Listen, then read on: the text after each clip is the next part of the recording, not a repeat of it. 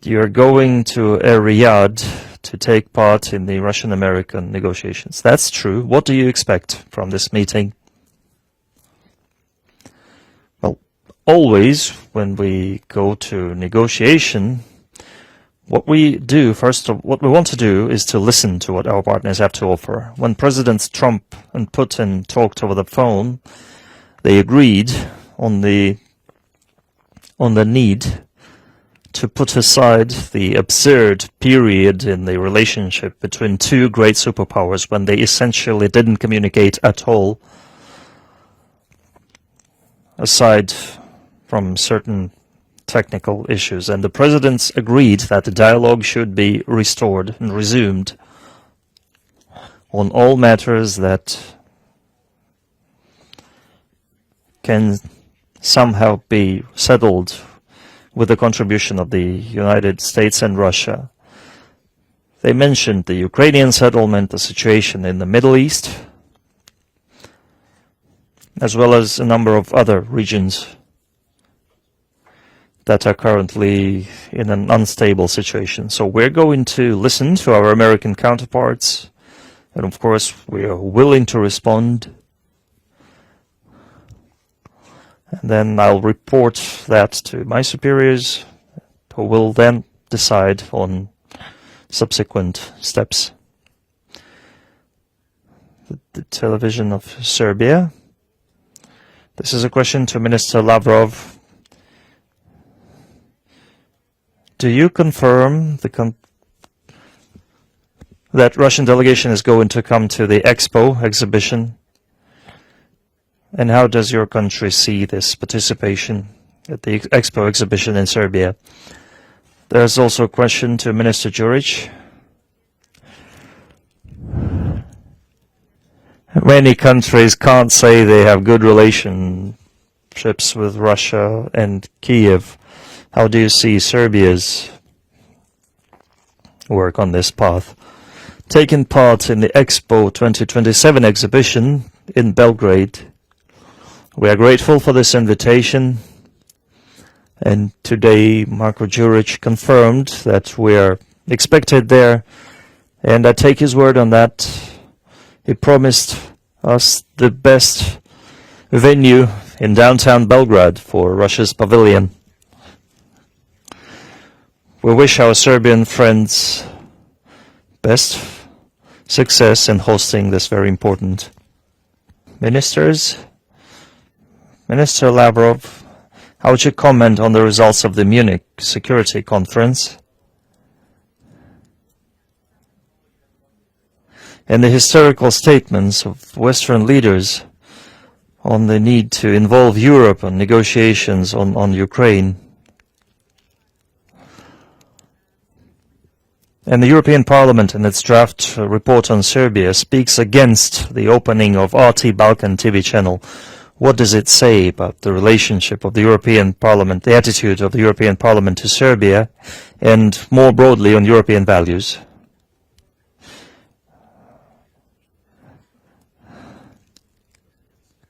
As for the results of the conference in Munich, I have the following to say.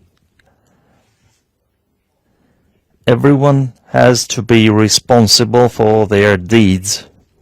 And when someone has for many years been doing atrocities,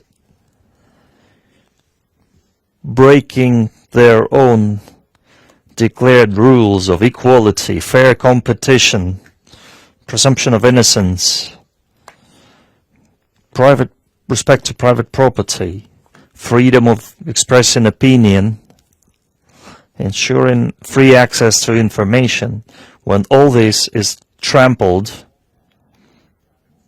blatantly, when private property is being plundered in violation of all norms of international legislation, when Nazi regimes are encouraged, when a Nazi regime is being pumped with money and weapons to kill their own citizens, and all this is done in expectation that they will somehow sit it out under a nuclear umbrella, this is not going to happen. One has to be held responsible for what they did, for that is what the Bible says after all.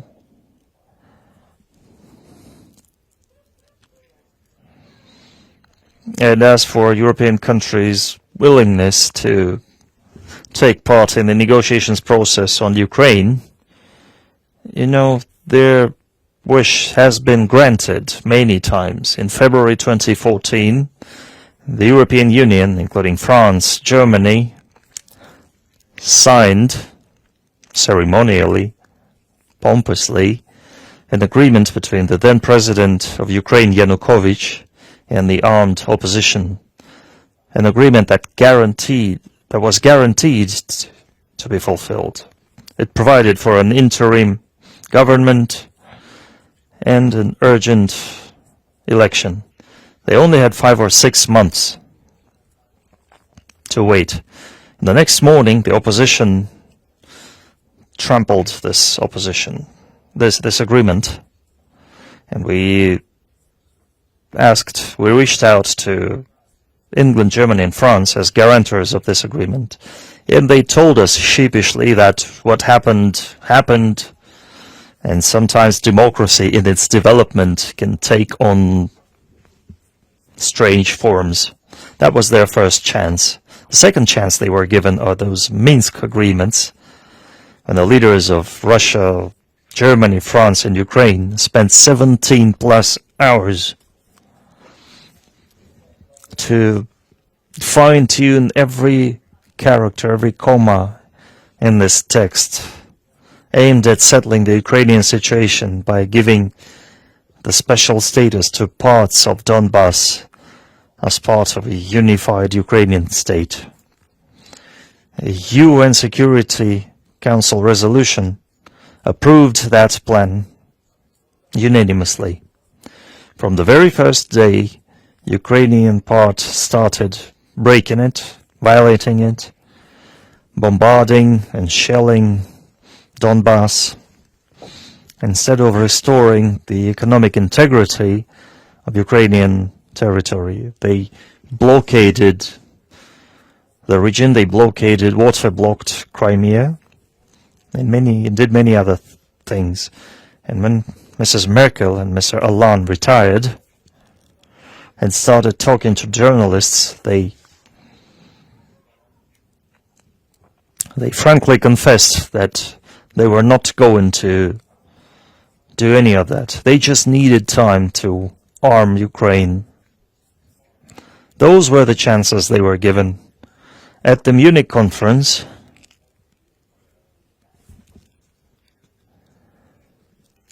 words were said. I think the president of Finland, a close neighbor of us, once a neutral state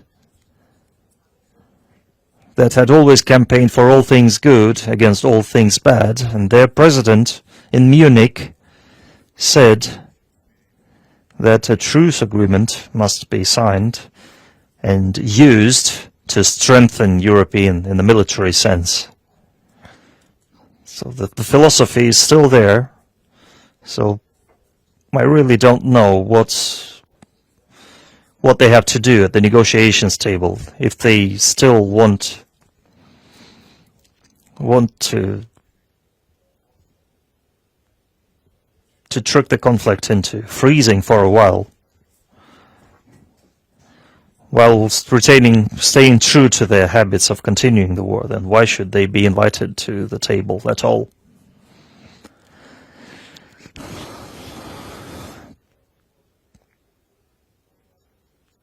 And as for the European Parliament speaking against the opening of RT Balkan TV channel, the TV channel is already open, and we are grateful for the support from the relevant authorities in Serbia.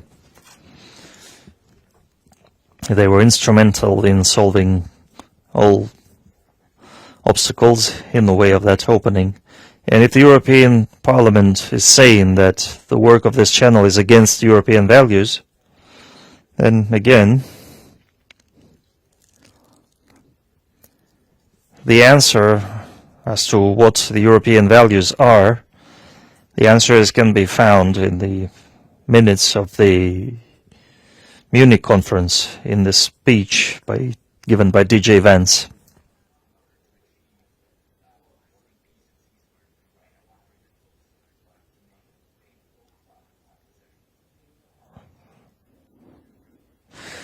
You mean Denmark and Greenland, right?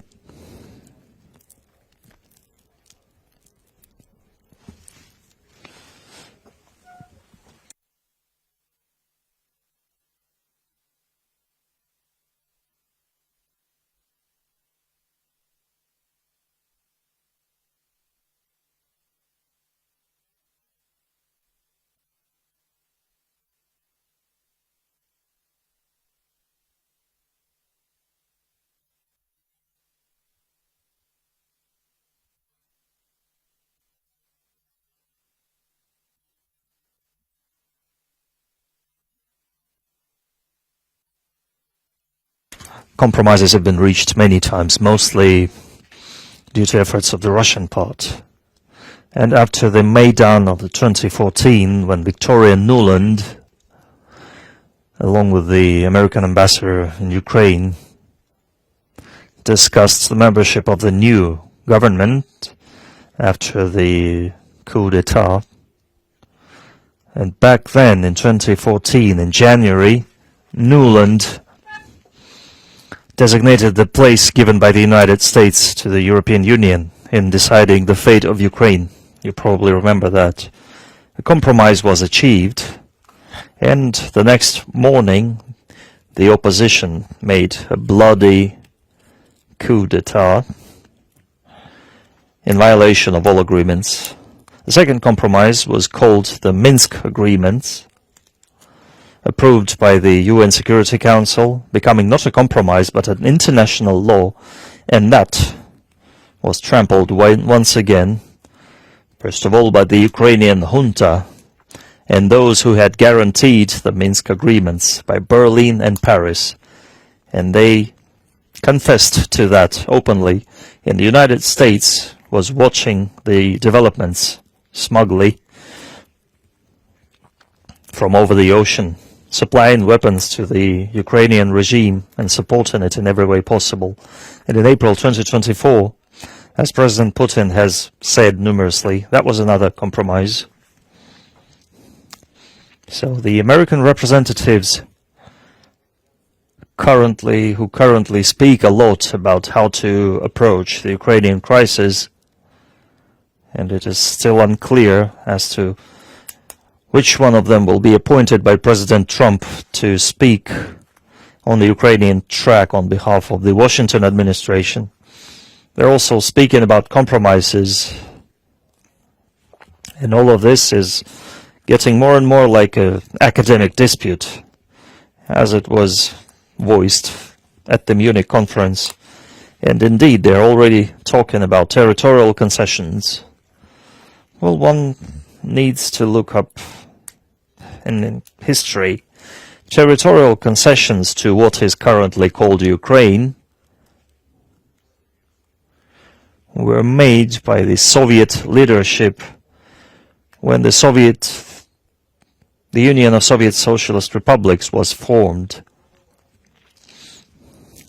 when vast territories that had been for centuries explored by Russian people and Soviet people were building seaports, enterprises, factories there, building infrastructure, and for reasons many times described by the president, they were included in the Ukrainian Soviet Socialist Republic on condition that all ideals of fraternity, equality will be respected by Ukraine just like by all other socialist republics. That had worked until certain time, and Ukrainian people had made their contribution to the great victory over Nazi Germany. But then something went wrong, and nationalist sentiments started brewing up in Ukraine first, underground and then more and more open. And when the USSR ceased to exist, this nationalist and even Nazi sentiments of those who had collaborated with Hitler's occupants, they started infiltrating the public conscience. When first underground and then open paramilitary formation emerged, sporting their SS division insignia, and then ultimately representatives of those forces, nudged by the US administration, made a state overthrow, a coup d'etat in 2014. The first thing they did, they cancelled the status of Russian as a state language, and when people in Crimea and Donbass said, stay away from us and we'll stay away from you, leave us alone, they were immediately declared terrorists and started war against them, using the armed forces, aviation, artillery and tanks. Using the army against one's own people in internal conflict is forbidden by many international conventions and treaties. But ultimately, a coup took place. We tried to prevent it.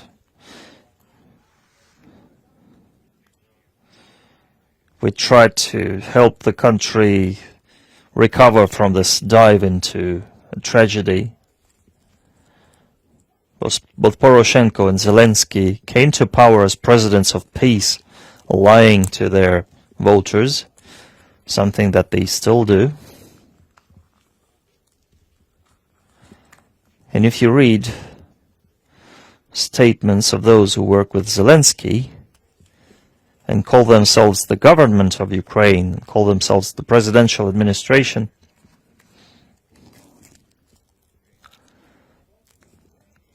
you will see words like non-humans and words like kill them, meaning Russians, and officials such as the ambassador of Ukraine to Kazakhstan says that our main goal is to kill as many Russians as possible so that our children have less of that job to do. And Zelensky himself, long before the special military operation in 2021, when answering an interview question about what he thinks about Ukrainians who are part of Russian culture and Russian history, he said, they have no future, and my advice to them, if they really feel part of all things Russian, then for the future of their children and grandchildren, they should get the hell out to Russia.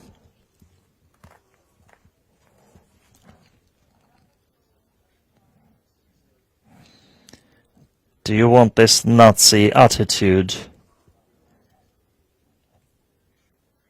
And the Ukrainian armed forces have been even more harsh in their atrocities than Hitler's occupants. Look at the atrocities perpetrated by them.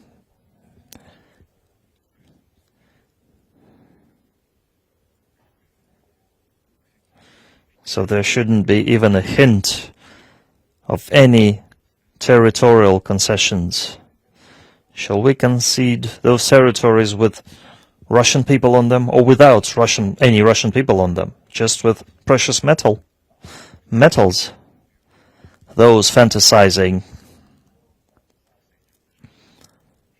about the United States helping in this resolution And we do not rule out such help, especially considering the fact that the United States has been instrumental in the European conflict since the very beginning.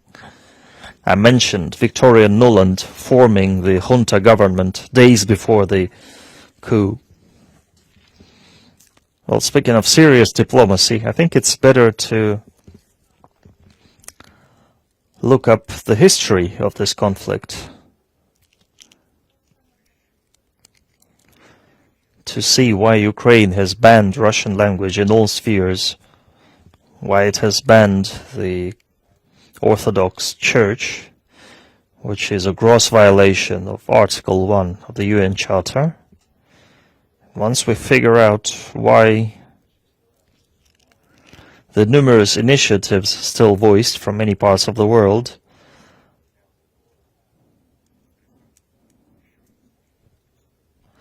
none of them mentions these human rights. They only keep talking about territorial concessions. Do you want us to make those territorial concessions for Russian people be exterminated there?